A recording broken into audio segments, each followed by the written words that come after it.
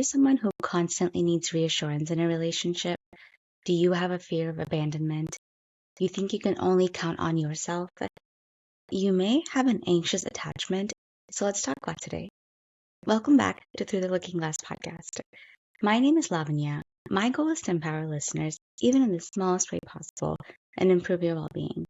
If you found my podcast and enjoying it, please take a minute to follow and rate the show. It really would make a huge difference to a brand new show, and lets me know I'm doing a good job. If you want to know more about me, behind the scenes, and podcast clips, follow me on Instagram and TikTok. All my socials are linked below. So this week, I want to talk about attachment styles. If you have been following the increasing popularity of anxious and avoidant attachment styles on social media, you may be overloaded with information and theories. While it's helpful to know what it is, it doesn't always solve your problem of dealing with it. I've personally experienced anxious attachment, and that's why I wanted to focus this week's episode on how to heal your anxious attachment and share my suggestions to become secure. If you don't know what attachment theory is, I'll try to summarize it for you. It's a set of ideas created by psychologists Cindy Hazen and Philip Schaeffer in the 1960s that gives you a guide on how we behave in relationships. There are 4 types: anxious, avoidant, secure, and disorganized. The core idea is your earliest relationships in childhood with your caregivers serve as models for how you expect the world to work and behave. There's a lot of videos on YouTube and TikTok you can watch to get a better understanding if you're not so familiar with it. A quick explanation is attachment is where the child uses the primary caregiver as a secure base from where they can explore and feel a sense of safety and a source of comfort. So when the quality of caregiving is sensitive and loving, the toddler develops a secure attachment.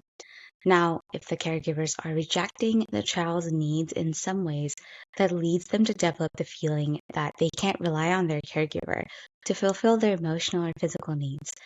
That's how avoidant attachment is developed. Another scenario is when the caregiver is insensitive and inconsistent. They can vary from always being available and in tune with the child's needs to involving the child, such as expecting the child to worry about the caregiver's own needs. That's how anxious attachment is developed. The last scenario, disorganized, is when you have the caregiver who's presenting unusual behaviors like acting frightening and dissociated and sexual in nature even. The last one is rare and often plays out with caregivers who have a history of unresolved trauma themselves. However, it is difficult to understand and be aware of these early childhood experiences. Working with a therapist can help you uncover these wounds if you have one. You can also ask the right questions to your parents or other caregivers about your childhood to understand that part of yourself better. But it might not be possible for all of us to do. So we know our attachment styles affect how we show up in our adult relationships. Examining our own patterns can certainly help identify our attachment styles. A quick rundown of the 4 attachment styles and how it is displayed in adult relationships. If you find it relatively easy to get close to others and comfortable having them depend on you, you aren't worried about being abandoned or someone getting too close to you. That's secure attachment, which is the goal. If you get the feeling of lacking closeness or worry your partner doesn't really love you or wants to be with you, and that's a reason that's scared partners away, that's a telltale sign of anxious attachment. The opposite end of the spectrum is when you have a hard time trusting or opening up to partners. You are someone who feels uncomfortable with closeness. Your partner wants more intimacy than you are comfortable with. So that's avoidant attachment. And there are different types of avoidance styles, but not really the focus of this video. The 4th attachment style is a combination of anxious and avoidant, where you fluctuate between the two, and that's why it's called disorganized. The last one is super rare. If this concept is new to you, I would definitely read more on it and watch more videos on it to better understand if this is something that you can identify for yourself. If you want to improve your romantic relationships, this is one super helpful theory to understand. More than 50% of the population is secure, according to various research statistics. 20% are estimated to be anxious and 25% avoidant. Like I said, fearful is rare and 5% estimates. I'm sure these numbers fluctuate historically, but the point is you can become a smarter dater by knowing your attachment style. Often, anxious and avoidant attachments fall into patterns with each other, and this dynamic is tough to break out of. The anxious person is looking for closeness, and the avoidant is afraid of it and pushes them away. While this isn't always true, I've noticed women tend to fall into the anxious attachment and men tend to be the avoidant attachment quite often. I know I've experienced anxious attachment in the past, and I moved into secure attachment. So I want to share how to heal your anxious attachment in 5 steps. I always put timestamps in my videos, so if you want to skip ahead to the tips, you can find it in the description. I'll start by talking about how to identify or confirm you have an anxious attachment style. Identifying your own patterns is important here. Think back to your previous relationships and dating patterns to see how you felt and reacted. I've compiled a list of signs of anxious attachment: constantly needing reassurance from a partner, codependent behavior, being clingy or possessive or jealous, worrying when the partner is being distant or moving away that they don't love them anymore, intense fear of abandonment, struggles to set and maintain healthy boundaries in their relationship, low self-esteem or a sense of self-worth, needing constant communication, typically a people pleaser who's always worried about the partner's needs over their own, being afraid of being alone or ending up alone. These signs can manifest in your life in different relationships too, including at work, family members, not just romantic relationships. Are you someone who's worried about losing your job if you say no to a meeting request? Maybe you're agreeing to cover your coworker when you really don't have the time to do so. It might look like a codependent relationship with a parent because you tie your own worth with fulfilling others' needs. Another example is thinking your partner is cheating on you or going to break up with you, even when they have told you that's not the case. Are you spiraling into fear of abandonment when they don't respond to your messages for a few hours? Do you turn into the caregiver in the relationship? That can look like cooking all the meals or spending all of your free time together. All of these behaviors tie into the signs of anxious attachment style. I do think it is important to bring up societal and generational expectations, especially in immigrant families. Some of these signs, like codependency and people-pleasing tendencies, can be passed down with generational trauma too. This comes from a place of living in survival mode, especially with an immigrant mentality to hustle. Another example, women are often expected to be the sole caregivers, or there's undue pressure on both genders in different ways. While it takes work to break out of these generational trauma patterns, I wouldn't confuse it with anxious attachment signs. Maybe there's a connection, but I'm not the expert to tap into that link.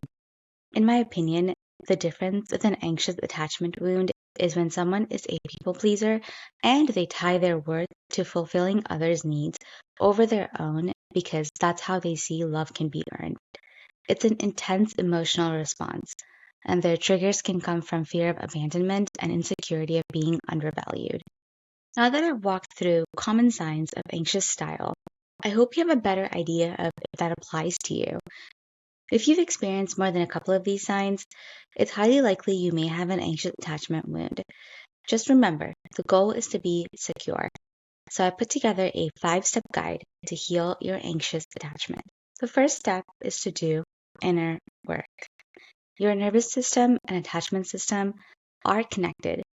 So to work on healing your attachment wound, you do need to do the work to understand yourself, how your brain is wired and how your body reacts, and how to soothe your nervous system.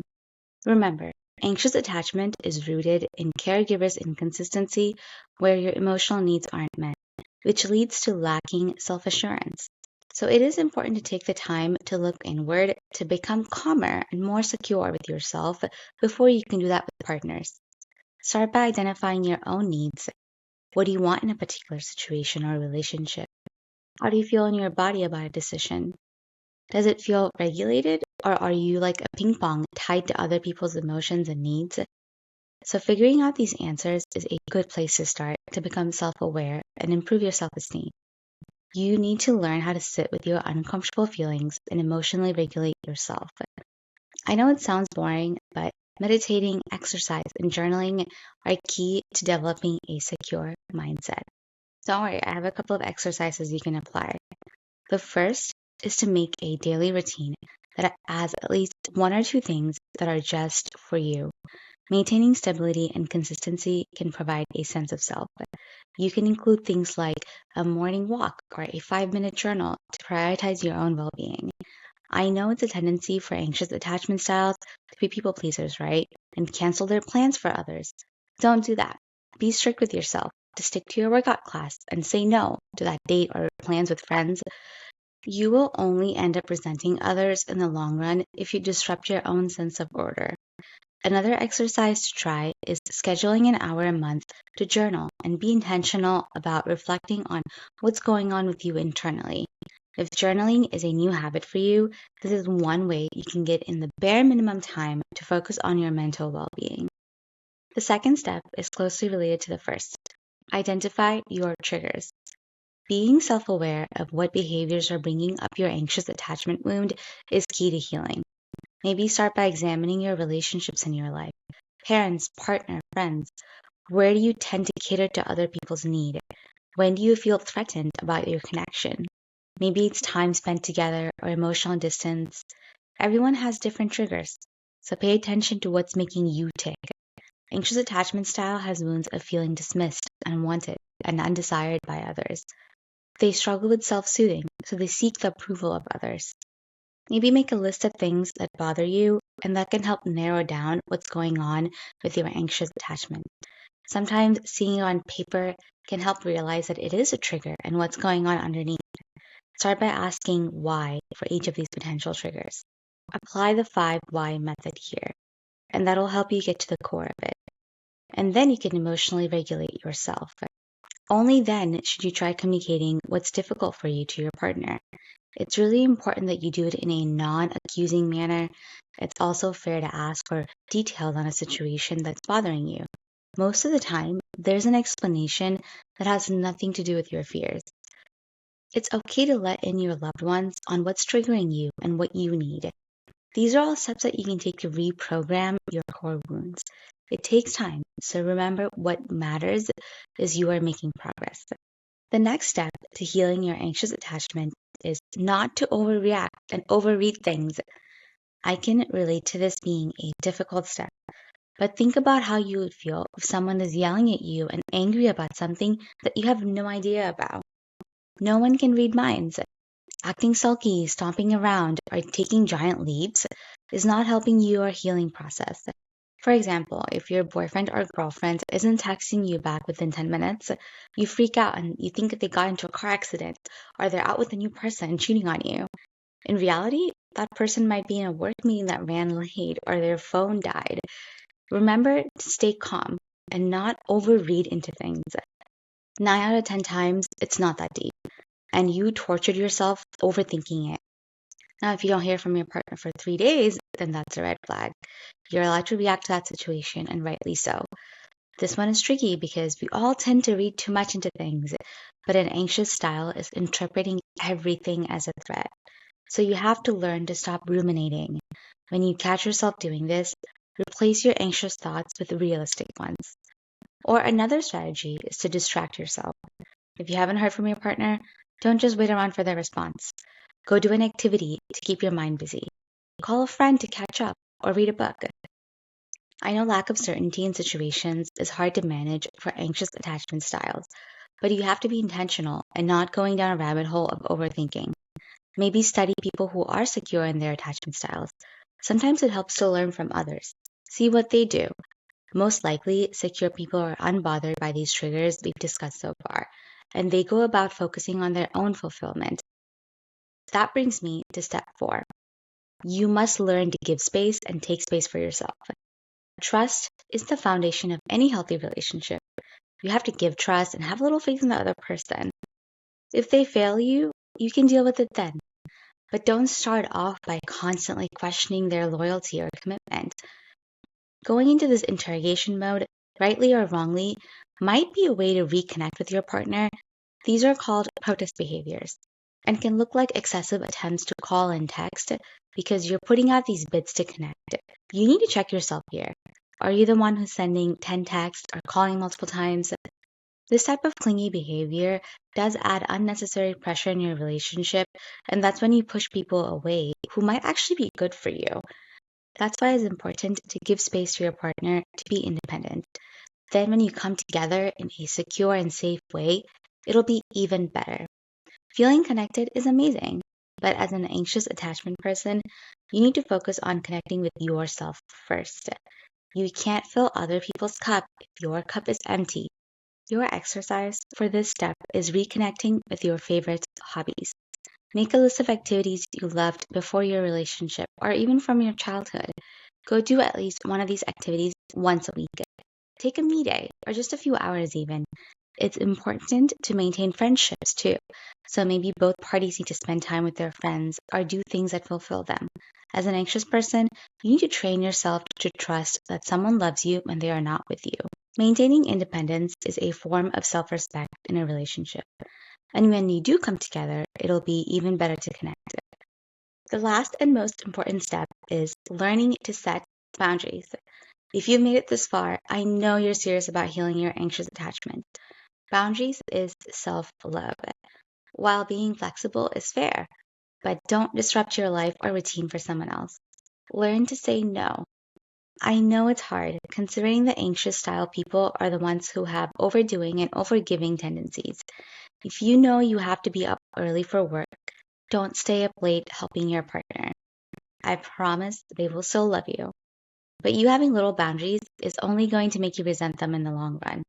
The key here is look at where you feel resentment in your life and work on setting boundaries so you can nourish yourself and practice self-love. Part of setting boundaries is communicating your needs. No one can go from being clingy to unbothered overnight. You know what your triggers are. If you need to know when someone is busy so you can soothe yourself, it's fair to ask your partner to keep you in the loop with their schedule. Just ask that as a request. Remember to keep it short and speak calmly. Don't give a long explanation why and how you got to that conclusion.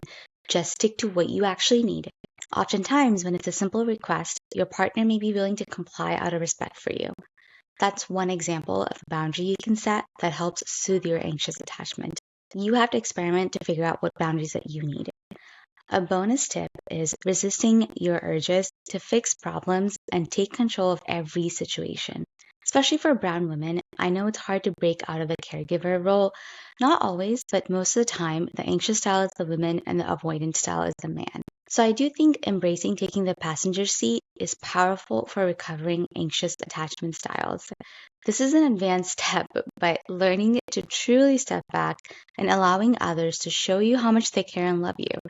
That's an empowering and transformative place to get to. And I hope anyone on their healing journey is able to get to that stage. So that brings me to the end of my guide to heal your anxious attachment style. I hope you found this helpful. I would love to hear from listeners. If you have any other tips you want to add and share, let me know if you want me to make a guide for the avoidant style or more videos on attachment theory. Wherever you are in the world, thank you so much again for listening or watching. Bye.